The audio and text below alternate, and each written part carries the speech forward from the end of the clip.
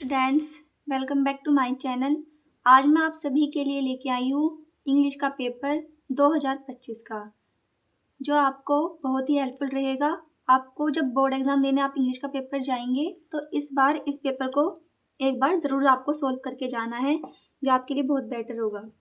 तो आइए हम शुरू करते हैं अपने इंग्लिश के पेपर को, जिसका पूर्णांक रहेगा आपका पूरा 100 नंबर का, और इसका समय रहेगा 3 घंटे 15 मिनट। 15 मिनट जो रहेंगी आपको पूरा पेपर पढ़ने के लिए दिए जाएंगी। इंस्ट्रक्शन पढ़ लेते हैं कुछ। तो फर्स्ट आपका इंस्ट्रक्शन जो है वो है, this question paper is divided into 4 section A, B, C and D। ये पूरा पेपर आपको 4 सेक्शन में बांट दिया गया है, A, B, C and D। तो हमारा सेकंड है, all questions from all the section are compulsory, मतलब कि इस पेपर के सारे सेक्शंस ज़रूरी हैं। थर्ड है हमारा, marks are indicated against each question, मतलब कि हर क्वेश्चन के आगे आपको मार्क्स दिए हुए हैं। तो आइए अब हमारा सेक्शन ए चलता है, जिसमें आपको सेक्शन ए में दिया जाएगा रीडिंग। तो आपको रीडिंग करनी है, इसमें आपको क्वेश्चन आंसर दिए जाएंगे जिनका आपको आंसर करना है, देन आपको नंबर प्राप्त हो जाएंगे। तो हमारा फर्स्ट है, read the following passage carefully and answer the question that follow. तो आइए हम पूरा पैराग्राफ एक बार रीड कर लेते हैं, देन उसके बाद क्वेश्चन देखेंगे। Some people think that the aim of education is merely to give knowledge. These people want students to read books and do nothing else but add to their knowledge. Others believe that knowledge alone is not enough, only that which enables a man to earn his living can be called education. Such people think that bread is more important than anything else. Still others believe that education should aim at making good citizens and good patriots. All these people see only one of the several purposes of education. In fact, education should aim at three things together. It should give man knowledge, make them self-reliant and able to serve others. Education should not produce citizens who love their own freedom but take away the freedom of others. It should produce men who love their own country but who do not want to harm other countries. आपको ये पूरा graph मैंने पढ़ के सुना दिया है, जिसमें आपका एक क्वेश्चन है, what should be the aim of education. आपको इसका आंसर पैराग्राफ में मिल जाएगा, आपको इसको ढूंढना है और अपनी आंसर शीट में लिख देना है। आपको इसके 3 नंबर मिल जाएंगे। इस पैराग्राफ के आपको 5 क्वेश्चन दिए जाएंगे, जिसमें जो 4 क्वेश्चन होंगे वो 3-3 नंबर के होंगे, और जो आपका ई यानी कि 5वां क्वेश्चन जो रहेगा उसमें 3 अंदर क्वेश्चन रहेंगे जो 1-1 नंबर के रहेंगे। तो हमारा जो बी है वो है, do you think bread is more important than anything else and if not why. C है आपका, what kind of man should be produce by education. D है आपका, how should a good citizen behave. E है आपका, जिसमें first है आपका, give another word from the passage which means aim. इस पैराग्राफ से आपको एम का जो मतलब है वो लिख देना है। फिर आपका इसमें सेकंड क्वेश्चन है, which word in the passage means independence, मतलब कि इस ग्राफ में जिसका मतलब इंडिपेंडेंस है वो वर्ड आपको लिखना है। थर्ड है आपका, right the noun of the word believe. अगर आप ये कर देंगे तो आपको इसके 1 ही नंबर मिल जाएगा। तो स्टूडेंट्स, हमारा जो सेक्शन ए है वो ख़त्म होता है। अब यहाँ से हमारा शुरू होता है सेक्शन बी। सेक्शन बी जो रहेगा वो रहेगा हमारा राइटिंग का, यानी कि इसमें आपको कोई भी टॉपिक पर जैसे ऐसे लिखना होता है इस तरह से। तो हमारा सेकंड क्वेश्चन है, right an article on any one of the following topics in about 100 या 150 वर्ड्स। ये आपका पूरे 10 नंबर का रहेगा। इसमें आपको 3 टॉपिक दिए जाएंगे, जिसमें आपको एक टॉपिक के ऊपर आर्टिकल लिख देना है। ए है आपका, steps for making cities clean. B है आपका इसमें, place of a teacher in society. C है इसमें आपका, role of women in modern India. तो इसमें जो आपको अच्छे से याद हो या फिर आपको अच्छा आता हो उसमें आपको लिख देना है। तो हमारा क्वेश्चन 3 है, जिसमें आपको एक लेटर दिया जाएगा और एक एप्लीकेशन रहेगी। वो इसमें आपकी चॉइस है कि आपको कौन सा करना है। आप जोन सी भी करेंगे आपको इसके 10 नंबर मिल जाएंगे। तो हमारा पढ़ते हैं हम third question. Write a letter to the editor of a newspaper about frequent breakdown of electricity in your locality. और यानी कि अथवा में आपको एक और क्वेश्चन दिया हुआ है इसमें write a letter to the principal of your college for the improvement of your college library. ठीक है, तो यहाँ पर हमारा सेक्शन बी भी खत्म होता है। अब आता है हमारा यहाँ पर सेक्शन सी, जिसमें हमारा सेक्शन सी में दिया जाएगा आपको ग्रामर, जिसमें इसमें ग्रामर के क्वेश्चन रहेंगे, आपको वो करने हैं। तो इसमें हमारा क्वेश्चन 4 आता है, जिसमें दिया हुआ है choose the correct option to the answer the following question. इसमें आपको MCQ दिए जाएंगे, जिसको आपको उत्तर देने के बाद पूरे 10 नंबर मिल जाएंगे, यानी कि एक क्वेश्चन आपका 2 नंबर का रहेगा। टोटल 5 क्वेश्चन दिए जाएंगे। तो हमारा ए है यानी कि पहला, one who looks at the bright side of thing is called, यानी कि जो ब्राइट साइड से दिखता है उसको हम क्या कहते हैं? Pessimist, bright on, brighten, optimist. तो इसका हमारा सही आंसर है ऑप्टिमिस्ट।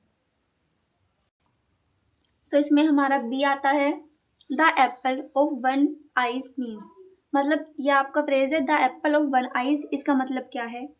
तो पहला है आपका एक टीयरफुल आई, सेकंड है the most tender part of any eye. तो आइए हमारा थर्ड है एक costly treatment of an eye. Fourth है इसमें हमारा वेरी डियर। तो हमारा इसका सही आंसर हो जाएगा वेरी डियर। फिर आता है हम C, the synonym of industrious is. पहला है आपका इंडस्ट्री, दूसरा है फैक्ट्री, तीसरा है इंडस्ट्रियल, फोर्थ है इसमें हार्ड वर्किंग। तो हमारा इसका सही आंसर है hard working. The antonym of arrival is, मतलब कि आपको अराइवल का उल्टा लिखना है। पहला है इसमें राइवल, सेकंड है सर्वाइवल, थर्ड है इसमें रैप्च्योर, फोर्थ है डिपार्च्योर। तो हमारा इसका सही आंसर हो जाएगा डिपार्च्योर। ई है हमारा, what is the time in your watch, which word in this sentence is an error, मतलब कि इस पूरे सेंटेंस में आपको वो वर्ड ढूंढना है जो गलत हो। फर्स्ट है वॉट, सेकंड है टाइम, थर्ड है इन, फोर्थ है आपका वॉच। तो इसका जो सही आंसर है वो हो जाएगा इन। तो अब आता है हमारा क्वेश्चन 5, जिसमें आपको ए है change any one of the following into indirect narration. आपको इसमें 2 दिए हुए हैं, आपको इन दोनों में से कोई एक करना है, आपको इसको इनडायरेक्ट में बदलना है। पहला है इसमें आपका Mohan said to Rita what are you doing here. Second है the teacher said to the students do not quarrel with one another. B है इसमें combine any one of the following as directed. आपको इन दोनों में से किसी एक को करना है। फर्स्ट है आपका where is the he going, I do not know, इसको आपको कॉम्प्लेक्स सेंटेंस में चेंज करना है। सेकंड है आपका I will complete it in time, I am sure, इसको आपको सिंपल सेंटेंस में कन्वर्ट करना है। आपको इन दोनों में से एक करना है, आपको इसके 2 नंबर मिल जाएंगे। फिर हमारा सी आता है transform any one of the following as directed. First है इसमें आपका Bombay is the biggest city in India, आपको इसको कंपैरेटिव डिग्री में चेंज करना है। सेकंड है इसमें आपका no sooner did the train stop then I got down, इसको आपको अफर्मेटिव सेंटेंस में चेंज करना है। इन दोनों में से आपको किसी एक को करना है, जिसको आपको 2 नंबर मिल जाएंगे। तो हमारा डी आता है correct any one of the following sentence. First है इसमें आपका he treated me as if I was a king. Second है India is confident to beating Australia in cricket. आपको इन दोनों में से एक करना है, आपको इसके भी 2 नंबर मिल जाएंगे। ई है हमारा use any one of the following pairs of words in your own sentence to make the difference in their meanings clear. First है इसमें आपका बर्थ, बर्थ, सेकेंड है स्टेयर, स्टेयर। आपको इन दोनों में से किसी एक को लिखना है जिसका मतलब अलग अलग होता है, इसका आपको 2 नंबर मिल जाएंगे। अब आता है हमारा question number 6, translate the following passage into English. आपको इसको इंग्लिश में कन्वर्ट करना है, यानी कि ट्रांसलेट कर देना है, जिसको आपको 5 नंबर मिल जाएंगे। हमारे जीवन में समय का बड़ा महत्व है। समय का पालन ना करने वाला कभी सफल नहीं होता। बीता समय कभी लौट कर नहीं आता। समय के साथ चलना सदैव लाभदायक होता है। छात्रों के लिए तो समय का प्रत्येक क्षण बहुत मूल्यवान है। उन्हें समयबद्ध ढंग से अपनी दिनचर्या बनानी चाहिए। समय का पालन करने वाला व्यक्ति जीवन में कभी असफल नहीं होता। आपको इसको इंग्लिश में ट्रांसलेट कर देना है। अगर आपको इस पूरे पेपर का सॉल्यूशन चाहिए तो आप कमेंट कर सकते हैं, मैं आपको इसको पूरे पेपर का सॉल्यूशन प्रोवाइड कर दूंगी। तो स्टूडेंट्स, अब हमारा सेक्शन लास्ट आता है, जो आता है सेक्शन डी, जिसमें आपको लिटरेचर मिलेगा। तो इसमें आपका क्वेश्चन नंबर 7 आता है, जो है answer the following question in about 40 word each. यानी कि आपको इन दोनों में से एक करना है, जिसका आपको आंसर 40 वर्ड्स में देना होगा, जिसको आपको इसके 8 नंबर मिल जाएंगे, यानी कि 4 नंबर, जिसमें आपको 7 और 8 मिलेगा। आपको और में ही करने हैं। तो ए है आपका इसमें, whom did M Hamel blame for not paying proper attention to the study of French. और यानी कि आपको दूसरा दिया हुआ है, वेयर इज सीमापुरी सिचुएटेड, मतलब कि सीमापुरी कहाँ पर स्थित है। आपको इसका आंसर करना है 40 वर्ड्स में, आपको इसके 8 नंबर मिल जाएंगे।